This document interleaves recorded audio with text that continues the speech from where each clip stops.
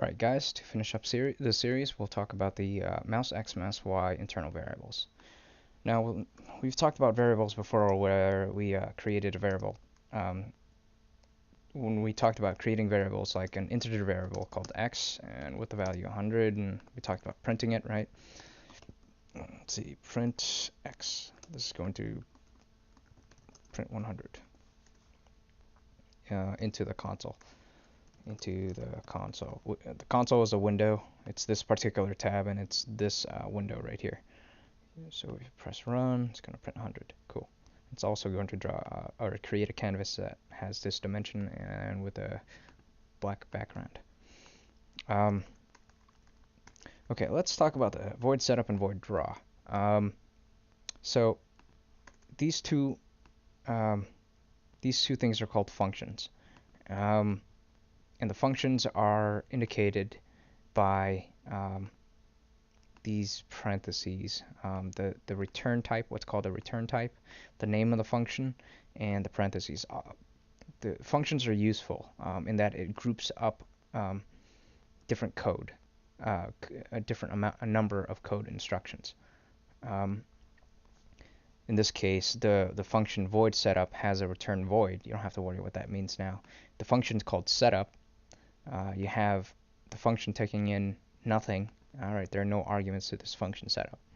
And what it does is it groups these instructions here, size, background, print, because those instructions line 5 through 7 belong in the parentheses that's located on 4 and 8. So this function is special in that it's a function that the programming environment provides to us, and it only runs once. So size gets run once, background gets run once, print x runs once. That's why you see 100 here, only being drawn once. Now the function called draw is special in that whatever instructions we put in it gets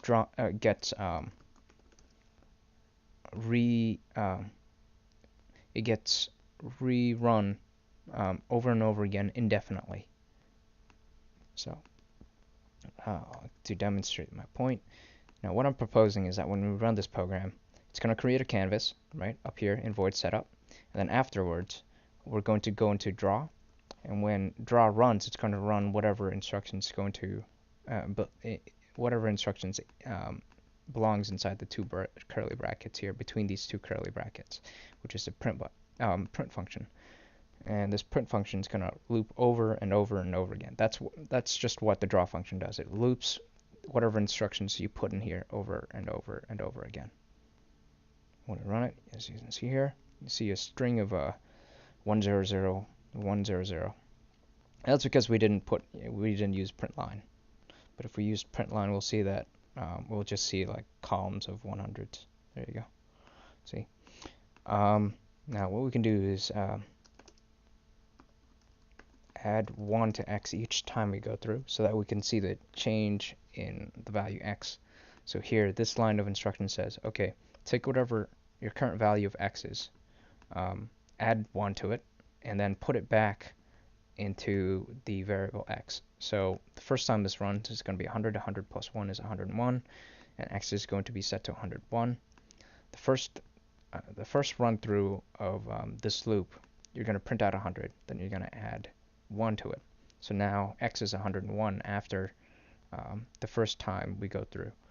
The next time, when we loop back up here to line 11, print line, the x variable will now be 101. So print line is going to print 101. And so you'll see 101, 102, 103, and so on when we run the sketch. See how it sort of jumps up? Now, the instructions are this loop is being done very rapidly. That's why you're seeing jumps of numbers here. To slow that down, what we can do is run it in debug mode, right? You click this button here, and you have to set a breakpoint. Breakpoint is where the program will stop its execution and allow you to continue on as you press this step button. So you see this little triangle arrow? that tells us where the computer, or what the computer is going to run next. So what it's going to do now, when we tell it to using the step command, um, it's going to run this line of code, and it's going to move on to the next line of code, which is line 12, which is x equals whatever. Um, this is the debug window. It gives us information about the program. So right now, it tells us that there's a variable called x. It's an integer. It's a little I right there. I'm not sure you can see that. And it has the value 100. When we run this function, it's going to print out 100. Great. Now this triangle arrow is on line 12, and it's going to add x1 to x, and you'll see that value update up here when we press step. Okay, so now the program's at the end of the curly bracket, and I want you to take notice where that execution, where the program will begin running next. And I've told you before that it should loop back up to line 11, the start of the function. But notice here that the value x now is 101. If we press step, great. It doesn't go to this curly bracket because that curly bracket is technically not an instruction. So now we're back up here, right? As I've told you, the draw function loops. We don't loop back up to setup because that's not how the draw function works. It doesn't jump back up here. It jumps only up to the start of the first instruction after the curly brackets in the draw function. So we're going to print out whatever value x is now. So it's going to print out 101 down here. Great. And now we're going to run this, which adds 1. So you'll see this value up here jump from 101 to 102. It's going to be back here. And if we run this again, it's going to jump back to line 11. And if we keep pressing it, the value is going to be updated. You'll see the new updated value print in the new window. Great. Let's stop the debug mode. Okay. That's the void draw. You can do anything in here. So you can draw ellipse, you can draw lines, you can use the fact that this thing's looping to create little animations. It gets a little bit more difficult when you start trying to animate things, but you can try to do that. But we won't cover that here. What we're going to talk about right now is the mouseX and mouseY variables. So here, this is a variable called x.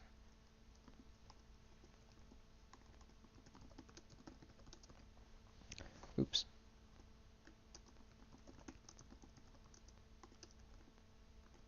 With value 100. Now, mouseX and mouseY, written like this. And the reason why they're colored this way is because they're special variables that you don't need to declare or define just as like this. It's already built into processing. And what that does is that it's going to print out the x and y value of the mouse on the canvas. So here I'm going to print mouse x, right, with a comma. I'm going to change this to print line because I want subsequent print statements to print on a new line. And I'm going to print mouse y. So what this does is it's going to print out into the console where my mouse is.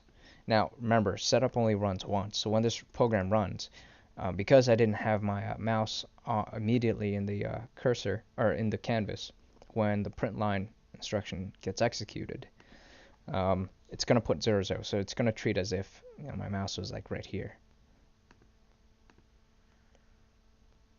Yeah, it's too fast. I can't click play and then move my mouse onto this thing on time. But I don't need to. With the looping, I could take advantage of the fact that the draw loops to print out the value of mouseX and mouseY. Okay. Now if I run this again, this loop function is going to print the mouse location over and over and over again. Oops, I'm still running in debug mode, so that's why nothing was happening. You have to make sure that whenever you want something to react, that debug function is off, and you could tell that it's off by if it's colored light blue, that it's off. If it's colored gray, then it's on.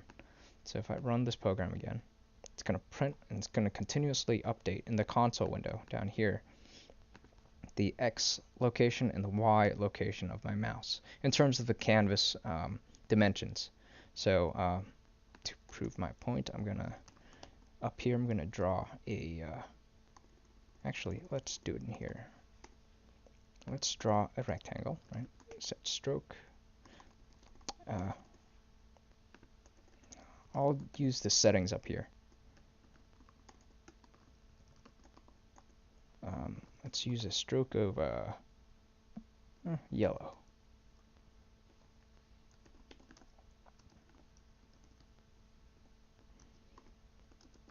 Yellow pen, no fill. And remember, the F is capitalized. And then, yeah, that's it. Then in here, we'll draw a rectangle. Or let's draw a circle. Sorry, it's ellipse, right? And let's set that circle with the X, with the center of the circle. No, we'll use rect. We'll draw a square. Or a rectangle. And the top left corner of the rectangle will be mouseX, with and the top left corner of the rectangle, the Y value of that coordinate will be mouseY, and then it's going to be, let's make it 100 by 100. So it's going to be a square whose top left corner is where the mouse X and mouse Y value is. So it's going to be where that point on the cursor is going to be. And it's going to print out that mouse X and mouse Y value into the console simultaneously, or immediately after. Right? There you go. Now it gets a little bit difficult to see because we haven't told, remember, it only loops. It does what it tells you to do in void draw. It's going to draw the rectangle and it's going to move on. And this obeys what we talked about in terms of ordering, like if we draw a rectangle on top of a circle,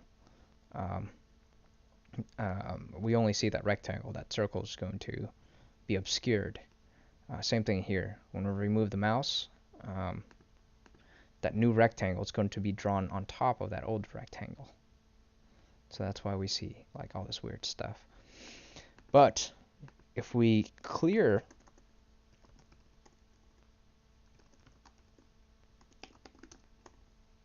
the background using the background function, what we expect to happen is that when we draw we're going to draw a rectangle, we're going to print out to console the position of our mouse, and we're going to set the background to 0. Now, you can tell that the program is running because the console's updating. Now we only see black. Why is that? That's because here we draw the rectangle. Here we print it out to the console. But then what we do after we draw the rectangle is we set the background to black. That's why we see black, because we've drawn on top of where we drew the rectangle a black background. So that's not what we want. That's why we're seeing a black background all the time. That's because that's the last thing that gets drawn. So if we want to clear it, what we want to do is clear it before we draw that the new location of that rectangle. So here we're going to clear the background. We're going to draw a rectangle. We're going to print the location of the mouse down here, and then when it loops, it's going to clear the background. So here, the difference is that the rectangle gets drawn on top of something of a black background, so that we actually see the thing. So we run it again. There we go. See the trail rectangle disappears. That's because we've drawn on top of that with the background. And here we can see that mouse X and mouse Y, the location of the top left corner of the rectangle is being displayed here. Now the reason why that is useful, the mouse X and mouse Y, is because it allows us to know to point our mouse onto a canvas and be able to know where the X and Y value of that point is. That'll help you draw your stick figure. Okay, so nothing's being drawn because I deleted that line, but we could see down here that the console is always updating. So like this point, for instance, has a high X value, right? Because it corresponds to some X value up here, which is like, okay, so in this case it's 200. So 232, that's the X value at this point here. The y value is around 50. 232.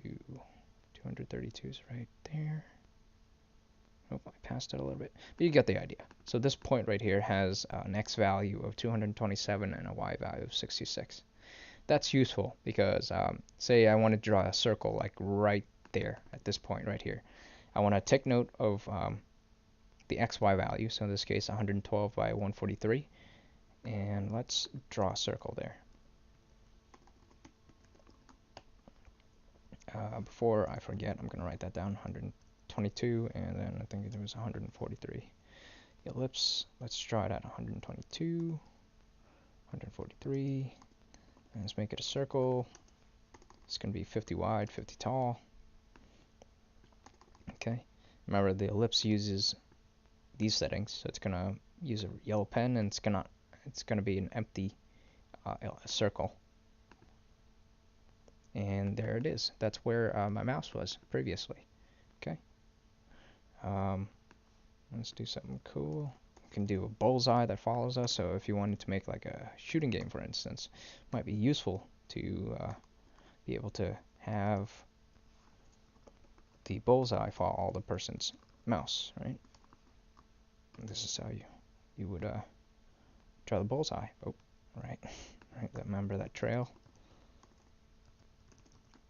Now I've used this with a no fill, or like I tried drawing a black rectangle to clear the screen. That doesn't work. You have to use background, and you have to place it at the very top there. See, there we go. Ooh, very cool, right? Let's make red, and then let's draw another ellipse at the same location. And let's give it a smaller diameter now. Oop, that's on smaller diameter. 50, 50. Boom. Let's draw a little line through that point here. Let's draw a line. So I know that, let's draw a line like through that center point of both circles so that we get like a little crosshair, like a little plus symbol there. Let's draw a line. We need to know where the top of that crosshair is. So we know the mouse X and mouse Y indicates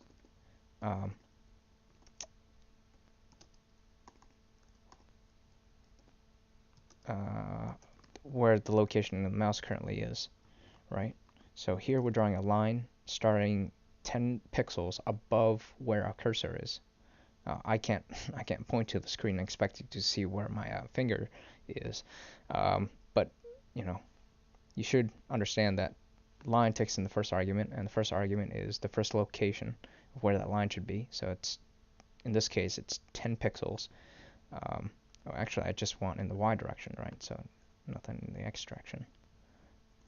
And remember, it's the coordinate system goes from 0 to 100, so larger numbers down here. So it's actually minus 100, minus 10. And we want it to go from that location to mouse X, to the same mouse X location, and the cursor plus 10 pixels. So that will draw us a vertical line.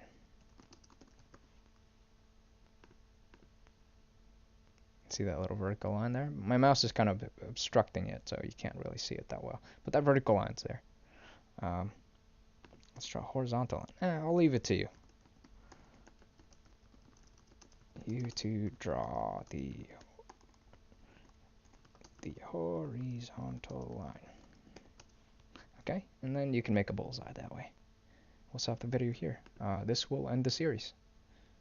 Good luck. Draw that stick figure, and oh, actually, I actually drew the stick figure not too long ago. Let me show that to you. It's a little bit fancier than what I expect you to produce, but you can try it yourself. That's just my code. I'm gonna open it up. I'm gonna paste it here. Okay. You can see here that I still have setup, right? Let's draw, right? Now, My stick figure, it's a little bit more involved in that, the guy's carrying books, he has a red bow tie, and he's got a little pencil right there on his head. And everything's with respect to where my mouse is, so it's drawn, the entire figure is drawn with respect to the mouse. So in this program, I use mouseX, mouseY a lot. Okay, you can see that right here, mouseX, mouseY. Okay, yeah, draw something similar.